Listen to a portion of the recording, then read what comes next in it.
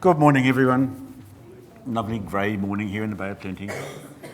And what you don't know is I was here yesterday because I've got a place in Hopi, and so I had to drive back last night and fly out this morning, so it's all a mad rush. And of course, yesterday's weather was lovely. Where's it gone? Disappointing. Anyway, I'm Paul. I'm from the Transport Agency. Here to talk about things kiwi fruit and road safety and how those two connect, which we'll see how that goes. I'm, as said, the principal scientist here. We've only got one.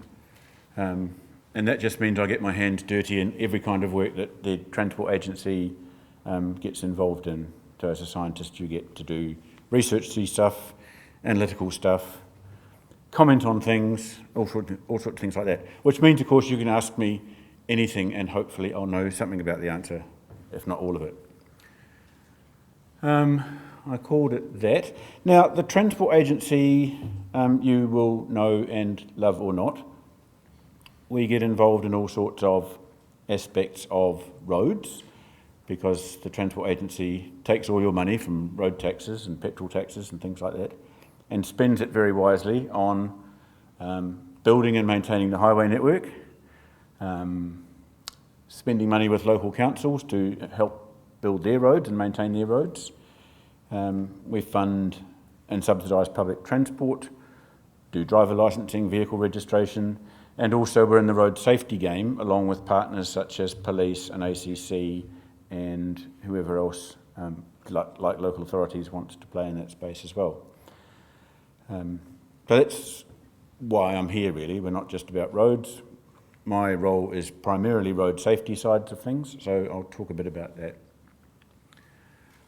Which means I start with the gloomy side of things. The number I like to play with all the time is about 3,000. About 3,000 people each year in New Zealand are killed or seriously injured on our roads. And that makes us, as the road owners, have quite a bit of responsibility and interest in reducing that number. So 3,000. That's killed and seriously injured. Seriously injured means, well, like me actually, I got involved in a bike accident last year and we're still recovering from that. And my partner goes into surgery. She was following me on the bike and ran over me, so also fell. I don't count the running over as part of the injury, apart from shame. But it just says these serious injuries can go for a long, long time, even a bike crash. So the numbers there last year were what? Nearly 12,000 fatal and injury crashes in total. 300 to 400 people die a year, and 3,000 odd seriously injured, or 2,000 seriously injured. I've already talked about that we get involved in, therefore we are involved in that road crash story a lot. That's just a space filler while I talk a bit about crashes. And who plays a part in that? So yes, the Transport Agency is there as, in a way, the owner of the data, but of course the police are the primary agency who deal with the crash on the day.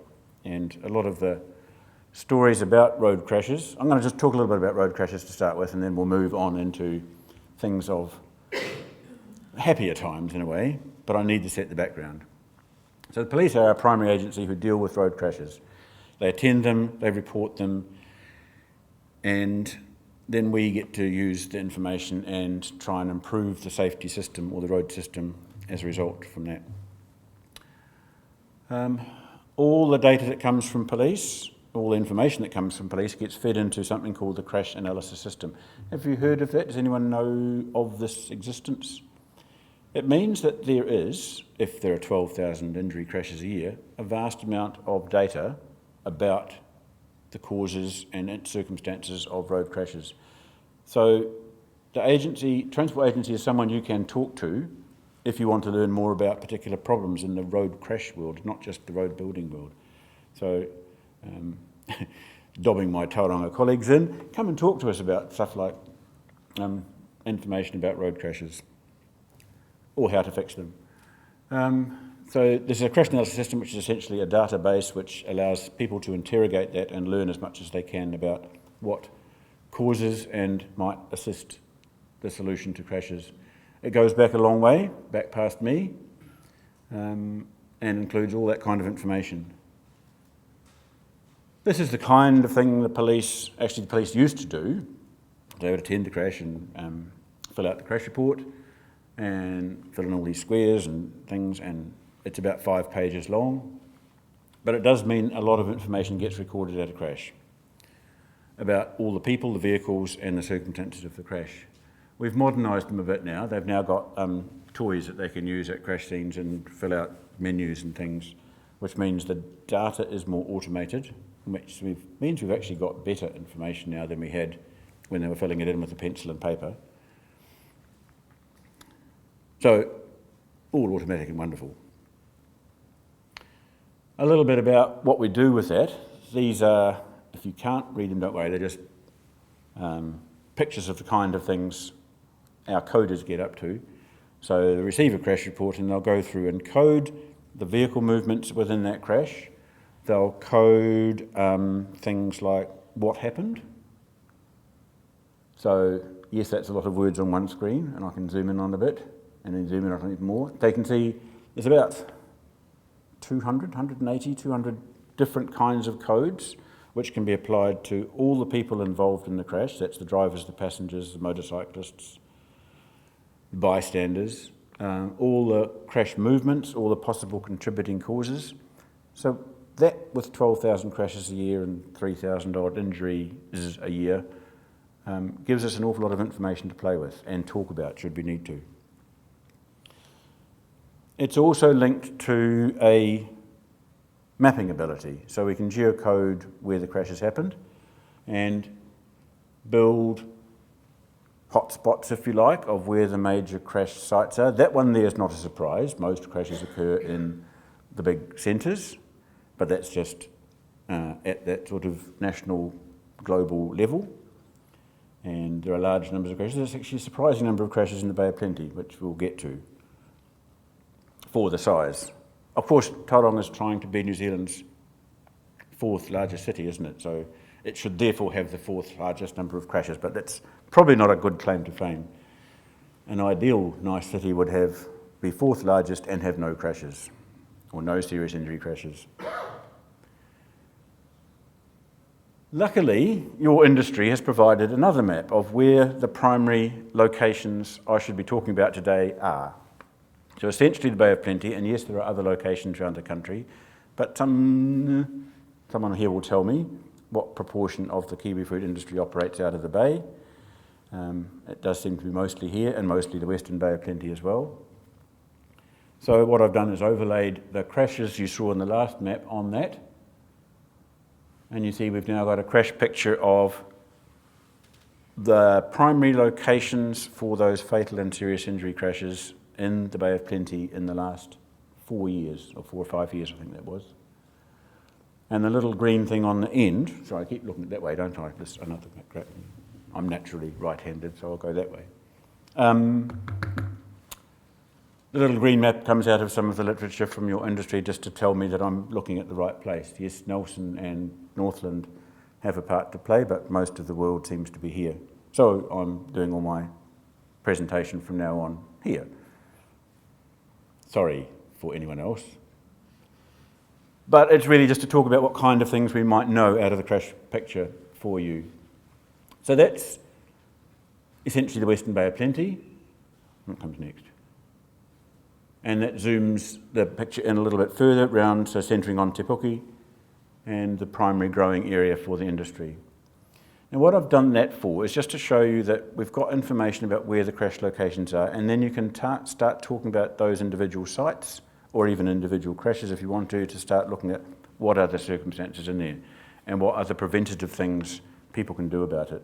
These are fatal and injury crashes. There are a lot of crashes, of course, that occur, like about 10 times more crashes that occur, that are non-injury or not reported as injury crashes. So a lot of stuff will happen that I haven't got here.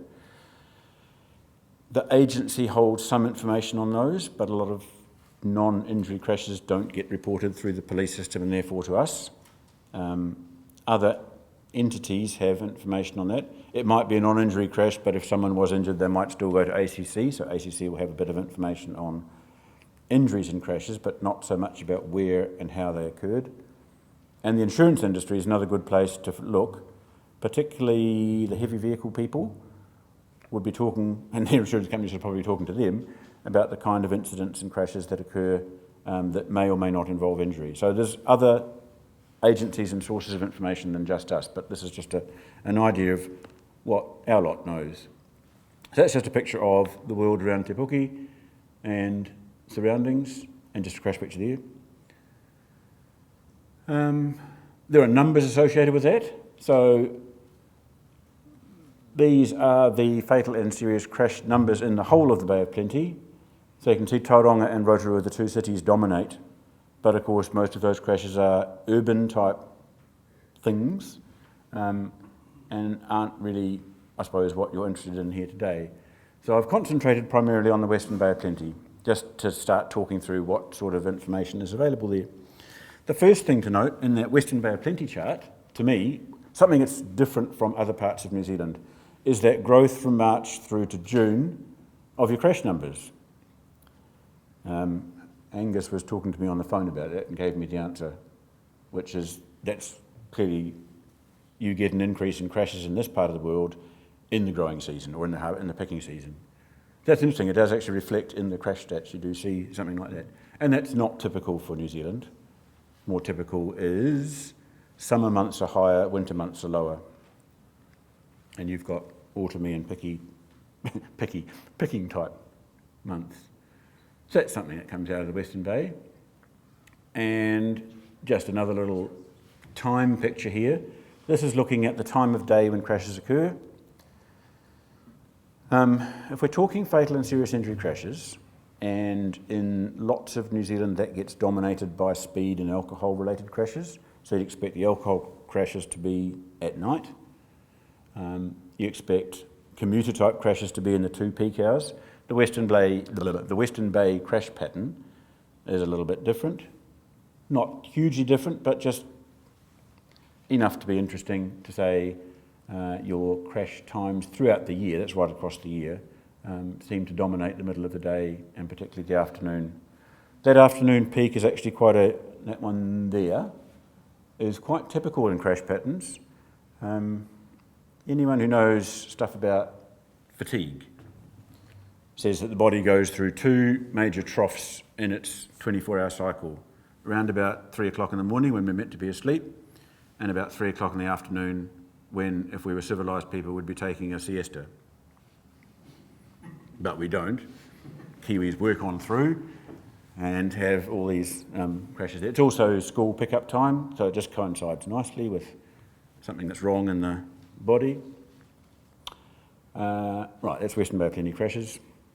The other thing I can do is just go through, I talked about we have information about the factors and contributing causes in crashes, rather than go through graph by graph, because I know endless graphs are tremendously exciting. I thought I'd just do a sort of hospital machine type thing where you've got all the settings. This is our system setting for the Western Bay of Plenty, and it gives you an overall picture of, you'll get these pictures, I'll send out the slides, so don't need,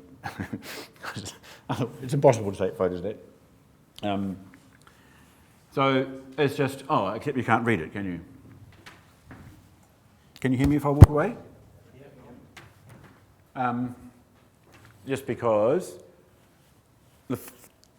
these are just ways of divvying up the crash picture in this part of the world.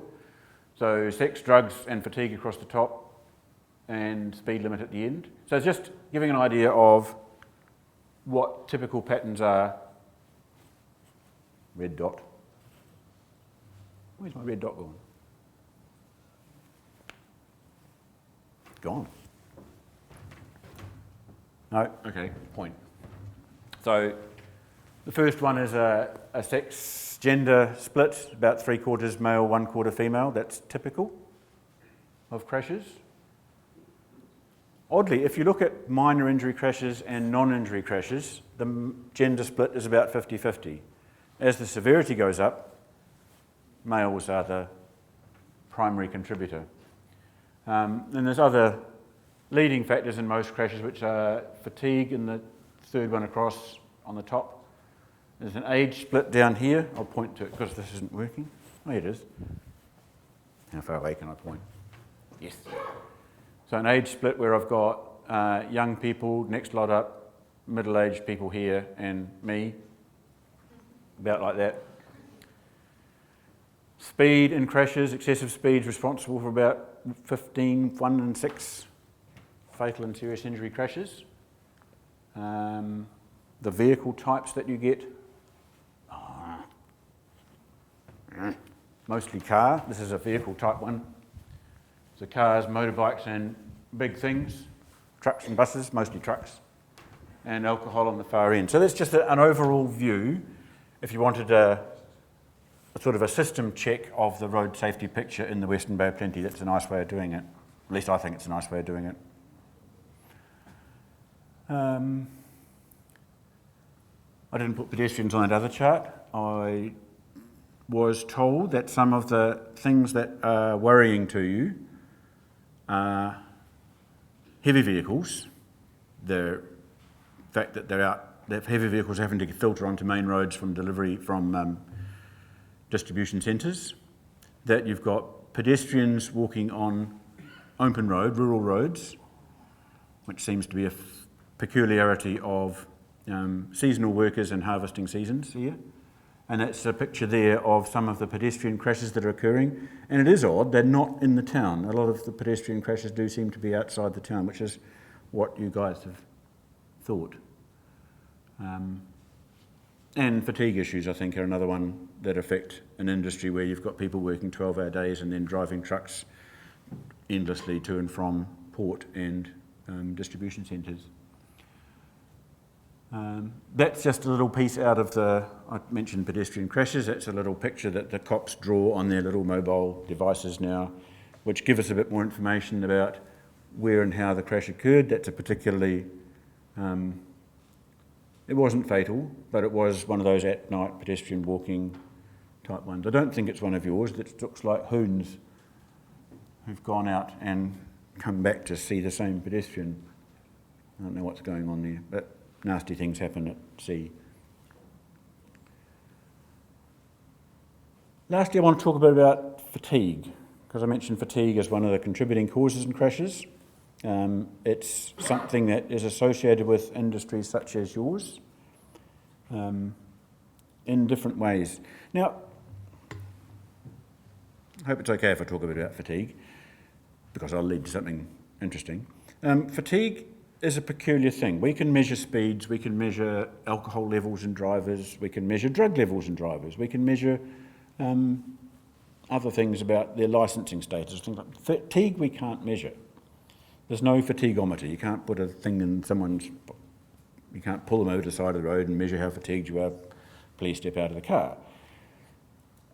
But all accounts, research around the world and in New Zealand, say something like 5 to 15%, it's that vague, of serious crashes involve driver fatigue.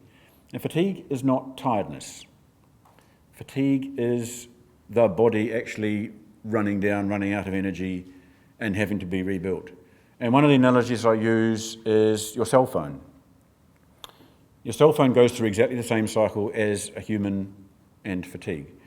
And you can revive your cell phone by turning up the radio to make it a bit louder. No, that doesn't work. Or winding down the window to let some fresh air in, that doesn't work. Nothing revives your cell phone apart from recharging. And in a human case, sleep. Sleep is the only answer to fatigue. So it's something we ignore at our peril. It's not tiredness that you can correct easily. That said, we do give advice that if you are suffering fatigue, which has some obvious symptoms about weaving and not reacting to things, a 15-minute short recharge will actually work, a bit like a cell phone again. If you can put a short recharge in, it'll last for a few minutes and keep you going just a little bit longer. That's the background to fatigue. But we also thought fatigue was the problem and it belonged to basically the heavy vehicle industry, long-distance truck drivers going from Christchurch across the strait and heading up to Auckland, trying to do that in 14 hours, hopeless, but and there are rules around the driving hours for heavy vehicle drivers to try and counter that. And we thought fatigue was a problem for people who are not used to a long drive, so holiday makers, families going off at Christmas, and occasionally there was a high-profile crash that sort of reinforced the idea that that's where our fatigue issues were. And for years, us and other agencies treated fatigue as a problem of the heavy vehicle industry and holiday driving, till we started really looking at those crash stats. When you start looking at the crash stats and look at the numbers and where they're happening and when they're happening and who it's happening to, it's not those guys. It's shift workers. It's people who work stupid hours. I mean, stupid in terms of human evolution. We were meant to work between daylight, sunrise and sunset. People who work odd hours, distorted hours, 6 hours now, 6 hours then, another 6 hours in a few weeks' time. They were turning up in crashes a lot more than we thought. This was a few years ago this work was done, but it's actually quite important. And we've had to talk about it with a number of industries as well, because supermarket packing people, for instance, is a classic. That's often young people, 11 o'clock through to 5 o'clock in the day, and then you send them off driving home. That's a classic recipe for fatigue, because probably those people have another job. Anyway, diverting. So fatigue's sort of taken us into a different path. So we did sorry, I should have put that slide up. Fatigue. We found a majority of people are people who work shifts. So that changed the way we're now treating and attacking the fatigue issue from our point of view. Police still have to look out for people who are driving irresponsibly and try and persuade them to either take a nap or get off the road. But the systemic problem for fatigue does seem to be in this shift working space. Other research says shift workers are about 6 times more likely to be in a fatigue-related crash than other people. So the risk is not just as seen, but it's also real. So what I want to talk about lastly, or not lastly, but sort of wind up to, is a program we've got that addresses fatigue. And it's, we used to run fatigue ads, bleary-eyed people trying to drive off, or family guys in cars drifting off the road as their kid tells them to wake up, Dad. But when it comes into this space, we actually need to work with workers and employers to try and address the fatigue issue. So I'll just talk a little bit about that. We've developed this exciting name, Shift Working Driver Fatigue Pilot Program. Needs a better name. Doesn't even make a good acronym, unless someone else can see it. But it goes like this. We've done work with employers and done work with employees, and their employees, to find out what the two sides are saying. So employers are interested in their workers not being fatigued in the workplace. Actually, that's part of the law. They have to be interested in their workers not being fatigued in the workplace. But fatigue, from the point of view I'm talking about, is those people then driving home afterwards, or even driving to work at 11 o'clock at night, to get to work. So you arrive fatigued, or you're fatigued on your way to work. So fatigue outside the workplace does seem to be the big issue in these crashes. Fatigue in the workplace is a whole workplace safety issue that other agencies deal with. I'm not saying not important, but we've got an important one as well, which no one else is dealing with. So the legislation doesn't back the employers looking out too much for workers outside the workplace.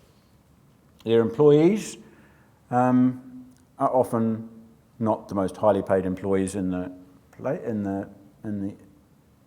world, and they come up with beliefs like pushing through, being good, solid Kiwis, we can harden up and just get through this. And also, if we do talk about it, management will take a dim view of us slacking on the job, saying we're too tired to work or something. So it means that the conversations between the two parts are not there, two sides are not there. So we set up this program with the exciting, sexy name I showed before, which I've now forgotten, to start talking about Getting workers and employers to talk about fatigue in the workplace. That sounds really fun, doesn't it? But we've given it a go. One of the things that, and yes, I will claim credit for it, one of the things we spotted in asking ourselves, how on earth do you get into this space? How do you start talking with workers? Was the device, anyone who's gone through the baggage scanning areas at Wellington, Auckland, Christchurch, you get to say how wonderful the experience was as you go through. And I thought, oh, that's quite a good tool. We could use something like that to anonymously get workers and employers to talk about fatigue. So we did. And we've piloted this with a few industries.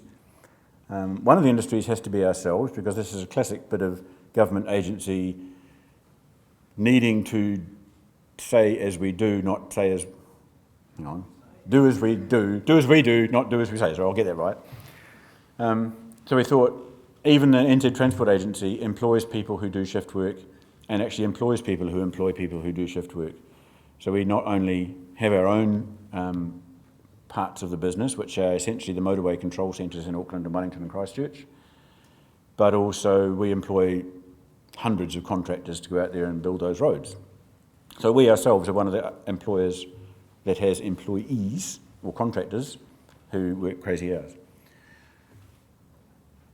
We've talked with some of those, and there's a few other industries, piloted them. There's some classic cases, you know. If you look at things like the airports, and now one of our latest industries to go and talk to is one of the airports. The pilots and the cabin crew have a really good time. They're well looked after, aren't they?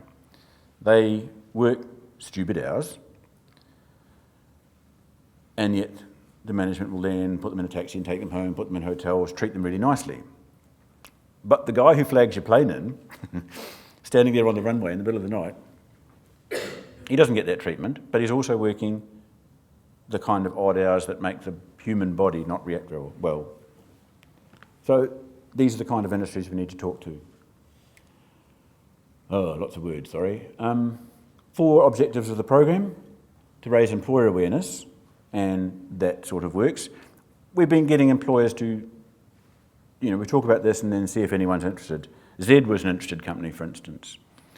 And there's a crowd in Masterton who's a logging, they make logs, they, whatever you do with logs, take trees, turn them into poles, that sort of thing. Who else we got? And some of the contractors we employ. So they're still piloting, but just trying to tease this out and see if it works. And this kiwi fruit might be another industry that could do this. No, that's quite a boring slide, isn't it? I apologise for that. I hope you've all read it, because I can't be bothered with it. 8 lines of words. I never do 8 lines of words on a slide. Oh, having just said that, this is what it looks like. So in some of the places where we've set this up, basically the employees get to come into work and say how tired they feel, and when they leave work, how tired they feel. They just call it tired, they don't know it's about fatigue. And if they say that they're not perfectly awake, they'll get a nice friendly piece of advice back at them. That information is anonymous, so we can do something to let the employees get their own feedback. So, if it's employee A, then employee A might get some feedback on what it is. But essentially they'll get feedback from the staff as a whole. Just what's the overall fatigue factor here in my workplace. And the employers can get that as well. And the cool thing, of course, is what the expectations of both sides were. The employers, of course, thought their staff were nowhere near as buggered as, because that's actually one of the technical terms on the little dashboard, I think, as the staff themselves felt they were. So that was itself revealing. If the employer is interested in this kind of thing, that kind of information is very valuable for them. So set up in a communal area, people get to do it. We put up lots of publicity and say, this is a wonderful thing, here's some advice about fatigue, all that kind of stuff that you do to get people interested in the new program. And they get to do this. So that's the little, instead of the pretty little thing you get at the airport screening lounge, you get this. not quite so exciting, but we'll improve it with time. But basically the employee gets to say they're not tired, a bit tired, very tired, or buggered. And that's it. And then go on and do their work, and then at the end of the day do it again. So the last slide, I think, yes, has lots of stuff on it, but don't worry about that. It's again just a summary of what the employers get for the management team on the level of fatigue. They get some trends we've noticed. The employees get some information back. So feedback's important in one of these programs. You can't just impose stuff on them, otherwise no one will do it. And the little chart on the end is just TOC, Wellington Traffic Operations Centre. That's the Motorway Control Centre in Wellington, which is one of the crowds we did this with.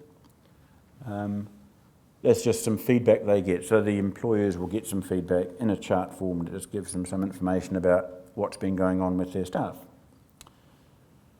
And that's it. That's just a story of some program, and I'll hopefully be able to talk a bit about that if you want me to. So that was my task today, to go through what the overall road safety picture is and how that relates to your industry, to talk about some of the information that we can get, and you can ask, I was going to dob in everyone from the NZTA, but you can ask people at the NZTA for more information about things that interest you, because it does exist. A bit about what the road crash picture in the Bay of Plenty looks like, just in the way we look at it elsewhere, and some stories, something about fatigue in the workplace. And that's it. I think I've got my only kiwi fruit picture in the whole thing is the one that just reminds me that's the end of the slide. So. And it's Thank